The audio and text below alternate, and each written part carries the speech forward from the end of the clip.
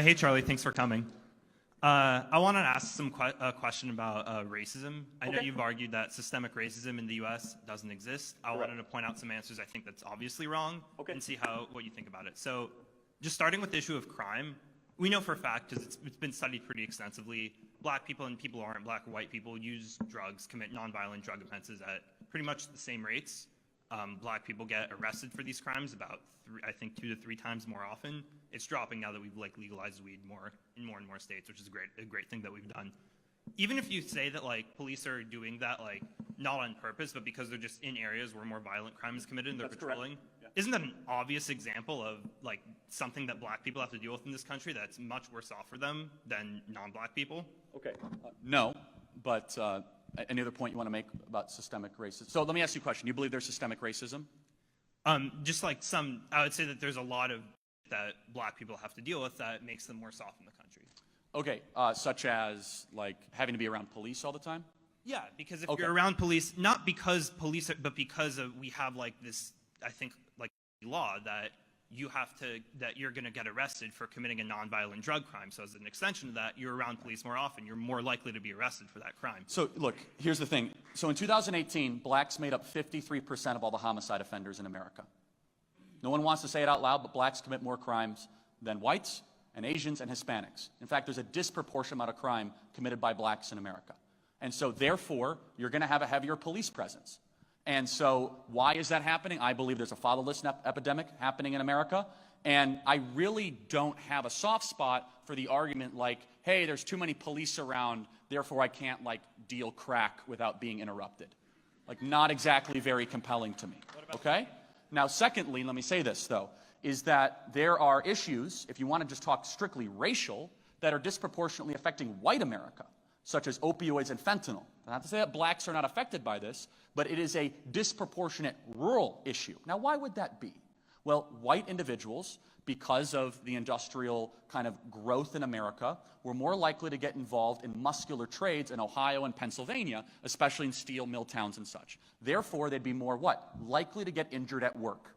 So you get likely to get injured at work because of the Sackler family, which you and I could probably agree are a bunch of criminals who should be put in prison for a long period of time. They started to overprescribe Oxycontin, into the communities, and therefore getting these people addicted to the high of an opioid and then searching for other places to go there. So we could play these kind of racial games all the time. Is it fair for someone in Southeast Ohio who's white, who was a son of a steel mill worker, and all these things, that they might have been more exposed to this sort of thing?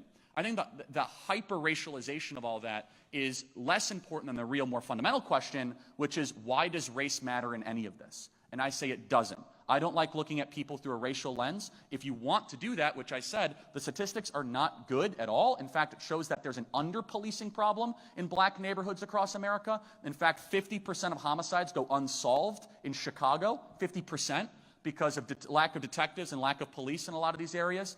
And kind of for your daily thought crime, police prevent crime, and they did prevent crime in New York City. New York City was one of the most dangerous, murderous cities in the 1980s and early 1990s, and someone who I think gets unnecessarily mocked and smeared, Rudy Giuliani, became mayor and cleaned up that entire city.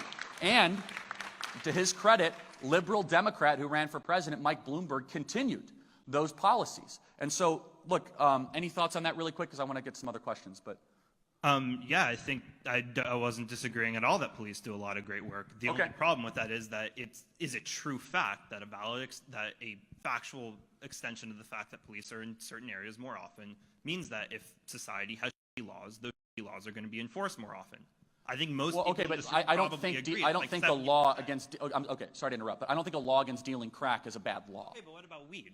What about weed? I think the same applies for weed. You're much more likely to get arrested, and even if this isn't happening as much now, it happened much more often in the past. You're much more likely to get arrested. So there's been plenty of studies done by Harvard and Maryland showing there was actually an under-policing problem in a lot of these communities. You and I could do statistics all day long because I'm sure that there's plenty that you could cite. But first of all, I'm not a fan of legalizing marijuana. I think it's a really bad idea. But I can probably agree with you that there is a problem with locking people in prison for an extended period of time for using marijuana. But there's another more fundamental question, which is this, which is you can get into sentencing, right, which is usually kind of a talking point, which is that the most important thing when it comes to your likelihood of going to jail if you commit a crime is less about your skin color and more about your wealth and how competent of a counsel you can hire, right? And so, for example, LeBron James, if Bronny, gets caught dealing crack, which I don't think he will, he's going to have the best lawyer on the planet representing him that will be filing motions for dismissal, cross-examination of evidence, all sorts of different things. So it's less about race, isn't it? I mean, if Denzel Washington kids or Oprah's God kids did that, it's more about really a wealth problem, right? So then you'd say, well, it's because of racism. Well, no, it's not. Blaming wealth inequality between races, which I don't like doing, but if you want to play that game strictly on racism, is a sloppy way to look at things. So the perspective we have is a perspective of Thomas Sowell, which is you look at the whole body of work, you'll see that just because you have disparate outcomes does not mean you could solely blame discrimination. And I'll prove it to you with one data point, and then we'll move on, which is this, which is that you can have different data points that have outcomes, and there's other factors that play in. So, for example, San Francisco and New York are far wealthier than Missoula, Montana, and Birmingham, Alabama. Why? Someone would say, racism. Well, no, it's not. Mountain towns and inland cities are just less likely to be around commerce and trade. And port cities, by definition, are always wealthier. That has nothing to do with race and everything to do with geography. So what does that example have to do? Sometimes you can have disparate outcomes with data, and attributing racism to it is actually not just imprudent, it's really, really detrimental and harmful. So one thing that I would agree with that we need to do, put fathers back into the home, which is very, very important. In 1965, marriage rates in the black community were about 80%. Now it's plummeted down to 20 to 25%. There's a lot of reasons for this, subsidizing single motherhood through the Great Society and many other things. But there's other factors that play in. How many words is a child hearing at home? Is the child getting read to on a daily or weekly basis by parents? Those things transcend race.